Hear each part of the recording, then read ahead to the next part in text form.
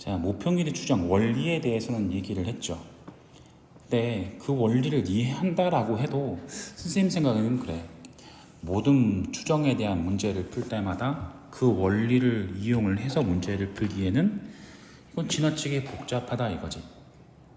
그러니까 그건 수학이 아닌 거다라는 얘기야. 우리가 수학이다라고 얘기를 하면 공식들을 만들고 간략하게 축소를 하고 가장 효율적인 방법들을 찾고 이게 수학인 거잖아.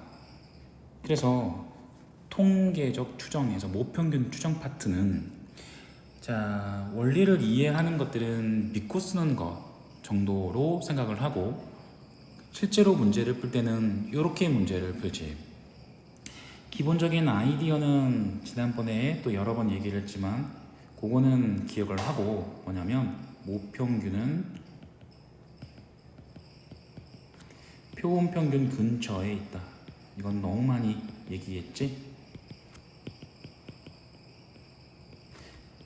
표본평균 근처에 있을 확률이 높다. 자, 그 확률이 대체 얼마나 돼야 하며 근처에 있다라고 했는데 어느 정도의 범위를 잡아야 될지 요거를 우리가 결정을 하는 게 모평균의 추정 파트에서 배우는 거야. 일단 모평균의 추정은 강력한 키워드가 있어. 키워드. 모평균의 추정에서만 나오는 그런 단어들이지. 신뢰도 모평균을 뭐 추정하겠다.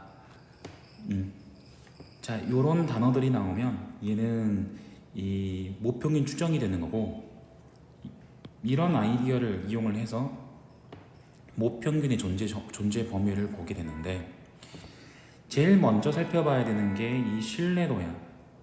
우선 신뢰도를 본다. 신뢰도라는 건 표준 정규 분포에서의 확률을 의미를 해. 표준 정규 분포에서의 확률. 그래서 신뢰도가 99%였다라고 얘기를 하면 표준 정규 분포에서 확률이 0.99가 되어야 하고 95%의 신뢰도라고 얘기를 하면 표준 정규 분포에서 그 확률이 0.95가 돼야 되는 거지. 거의 90% 이상은 신뢰도가 이 둘 중에 하나야. 신뢰도가 이 둘 중에 하나, 90% 이상은.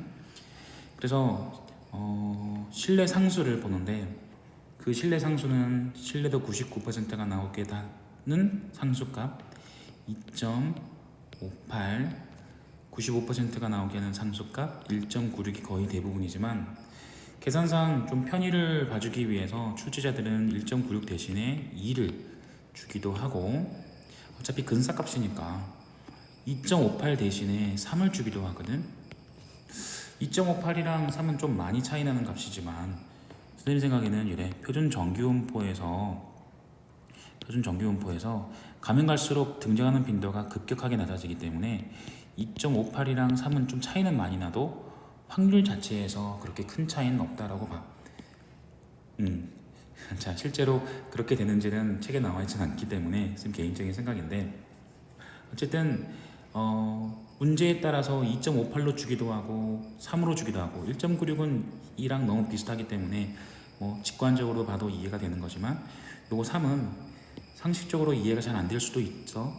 하지만 문제를 주는 사람 마음이 되는 거니까 이거는 외워서 쓰지 말고 문제에 맞춰서 문제를 읽어보고 쓰라 라는 이런 얘기야.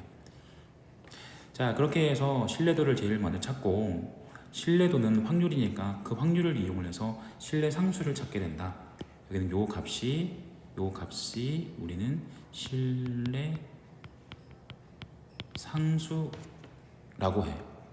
신뢰도가 나오게 하는 상수값, 신뢰 상수. 그러면 지난번에 얘기했던 대로 모평균 m은 어디에 있어야 한다? 모평균 m은 표본평균 근처에 있어야 된다. 그 표본평균을 기준으로 적당한 바운드를 잡는데 플러스 얼마 마이너스 얼마까지를 잡겠다. 요거를 H 오차라고 부르거든. 그래서 x 플러스 h, x 바 플러스 h, x 바 마이너스 h 요거를 기본적인 공식으로 한다. 이거를 기본적인 공식으로 하고 추가로 오차를 외우되 오차는 실내 상수 곱하기 루트 n분의 시그마. 실내 상수를 찾아왔고 때로는 이 실내 상수가 안 나왔을 때가 있어. 실내도라는 말이 없는 건 아닌데 실내 상수가 안 나와 있을 때, 그러니까 표준 정기분포 표가 없을 때, 그럴 때에도 실내 상수는 필요하거든. 그래서 그럴 때는 실내 상수를 적당히 K로 많이 두기도 하고, 적당히 K로 두기도 하고, 하지만 실내 상수 없이 추정은 안 되기 때문에 문제에 따로 숫자로 나와 있지 않다라고 해도 문자로 자리는 차지하고 있어야 된다. 그리고 요 n 표본의 크기이지, 그리고 요 시그마는 모표준 편차이고, 이런 값들을 찾아서 오차를 찾고 오차를 값으로 표본 평균을 기준으로 플러스 마이너스 바운드를 잡게 되면 모평균은 그 안에 존재할 확률이 신뢰도만큼 있다라고 보게 되는 거지. 가끔 이 모표준 편차 대신에 표본 표준 편차가 주어지기도 하거든. S 표본 표준 편차를 이렇게 모표준 편차 대신 주기도 하는데 말이야. 이렇게 표본 표준 편차를 루트 n분의 시그마랑 헷갈려하는 사람들이 너무 많거든. 이 루트 n분의 시그마는 표본 평균의 표준 편차,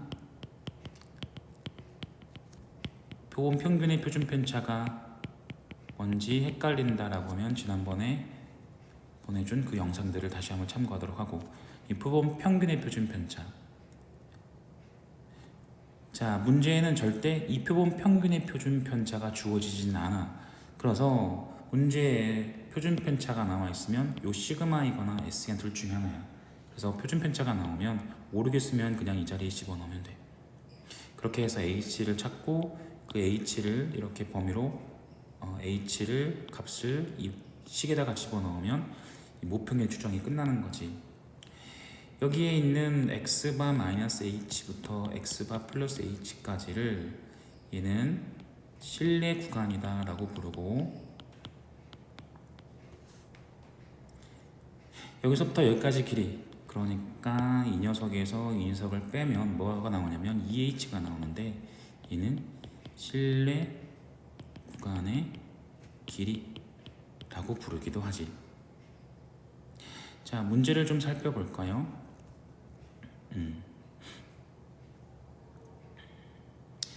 자, 전국에서 고등학교 야구 선수 100명을 임시추를 하여 공동찌기 기록을 조사하였더니 평균이 70에 표준 편차가 12가 되었다. 전국 고등학교 야구 선수들의 공 던지기 기록이 정규분포를 따른다고 할 때 이들의 공 던지기 기록의 모평균 M에 대하여 95%와 99%로 추정을 하여라. 신뢰 구간, 신뢰도 이런 것들은 키워드다. 그러면 얘는 우리는 이렇게 보면 제일 먼저 봐야 되는 건 신뢰도예요. 신뢰도는 뭐라 그랬어? 표준 정규분포에서 확률이라 그랬어. 그 신뢰도를 가지고 뭘 찾는다? 신뢰 상수, 여기 요 값을 찾는다.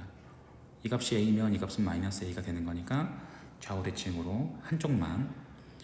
자, 나와 있는 건 마이너스 1.96에서 플러스 1.96까지의 확률이 0.9가 되는 거니까 요 값이 1.96이 되는 거네. 신뢰 상수 K는 1.96. 그러면 95%의 신뢰 구간으로 모평균 M을 추정을 해보면, 모평균 M은 표본 평균 근처에 있다라고 했지. 그러면 표본 평균을 찾아. 표본 평균은 표본의 평균 100명을 뽑아서 그 평균이잖아. 이게 표본 평균이야. 그러면 전체 전국 고등학교의 야구 선수들의 공 던지기 기록도 70 근처에 나올 확률이 높을 거 아니야. 그러면 70 근처에 플러스 마이너스 얼마의 바운드를 잡는지 그걸 알아보는 게 오차 H야. H는 어떻게 구한다고? 실내상수 곱하기 루트 n분의 시그마. 실내상수 곱하기 루트 n분의 시그마. 실내상수 1.96에다가 루트 n분의 시그마 요 n은 얼마? 표본의 크기. 내가 이 표본을 만들기 위해서 몇 개를 뽑았는지 100분의 시그마 모표준 편차지. 근데 모표준 편차는 나와 있지 않고 이 표준 편차는 뭐냐면 이 100명의 표준 편차 있죠? S라고 부릅니다. 주의할 건 루트 n분의 시그마가 절대 아니라는 거지. 표현이 이렇게 주어질 수밖에 없는 거잖아. 표준 편차가 얼마다라는 건 그 표준 편차가 전체의 표준 편차일지 아니면 내가 뽑은 표본의 표준 편차인지 이렇게 될 수밖에 없으니까. 그래서 요거는 모표준 편차가 안 나와 있지만 추정을 하기 위해서는 모표준 편차가 필요하고 모표준 편차 대신에 사용할 수 있는 표본의 표준 편차를 준다 이거지. 그러면 모평균 m은 이 안에 있다. 표본 평균이 아까 얼마를 했어? 70이었지? 70 플러스 얼마? 1.96에 루트 110분의 12와 70 마이너스 1.96의 루트 100분의 10이라고 할게요. 10분의 12. 요거 계산 언제라고 좀 싫어하는 애들도 있는데 이 정도만 계산해주면 답이 나오는 거니까. 이 문제가 만약에 배점이 한 4점이었다라고 한다면 이 계산이 3.9에 해당하다라고 생각하면 돼. 자, 그래서 이 정도 계산들은 해주자. 자, 한 문제 더. 어느 대학 입학 시험에서 전체 수험생의 논술고사 시험 점수는 표준편차가 10점인 정규분포를 따른다고 한다. 자, 여기서 나와 있는 표준편차가 10인 정규분포를 따른다라고 한다라는 말이 있지. 그건 모집단의 표준편차가 알려져 있다라고 이렇게 상식적으로 표현하는 방법이야. 조금 말이 안 되는 건 모집단의 평균을 모르는 상태, 그게 신뢰도 추정이거든. 하지만 모집단의 표준 편차를 알고 있는 거지. 근데 뭐 문제가 그런 것들까지 따지지는 않으니까 표준 편차가 10인 정규분포를 따른다고 한다. 전체 수험생들의 논술고사 시험 점수의 평균을 신뢰도 95%로 추정을 한다. 요 밑에 보면 여기 신뢰 상수가 나와 있지. 1.96. 신뢰 구간의 길이가 2.82야. 그럼 신뢰 구간의 길이 작고 얘가 2.8보다 작거나 같다. 이거 부등식 풀면 끝나는 거네. 신뢰 구간의 길이는 어떻게 한다 그랬지? 2 곱하기 신뢰 상수에다가 루트 n분의 시그마 루트 n은 얼마야? 몇 명을 뽑았어? 없네? 표본의 크기를 구해라 라는 거니까 표본의 크기는 n이다 라고 하고 표준 편차는 10이다 라고 쓰게 되면 요거 그대로 넘겨서 루트 n은 크거나 같다 2 곱하기 1.96 곱하기 10 곱하기 2.8분의 1. 그래서 루트 n이 이것보다 크거나 같아야 되는 거니까 n도 최소값을 갖게 되는 거지. 그렇게 해서 범위를 맞춰주면 되는 거지.